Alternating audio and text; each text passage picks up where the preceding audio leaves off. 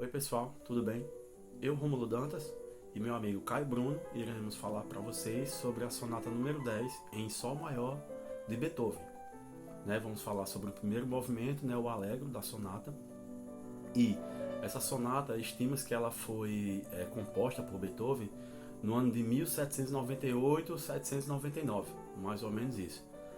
E a seguir, Caio vai dar uma contextualizada tanto da época que Beethoven estava vivendo, dessa época que ele estava vivendo, como estava a vida dele, o que ele estava passando, qual é o contexto histórico, como essa sonata foi produzida.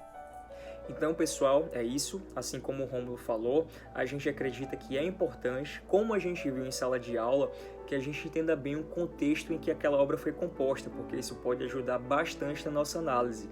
Como a gente sabe, a carreira musical do Beethoven foi dividida em 3 fases, e essa obra que a gente está analisando foi composta na sua primeira fase, em que ele sofria aí uma forte dependência da tradição clássica e ele buscava emular suas principais referências, que eram o Haydn e o Mozart. Inclusive o Beethoven se mudou para Viena para ter aula com o Haydn. Mas embora, obviamente, ele tenha essa influência, inclusive a gente vai ver muito contexto mozartiano nessa obra, o Beethoven não simplesmente buscava imitar.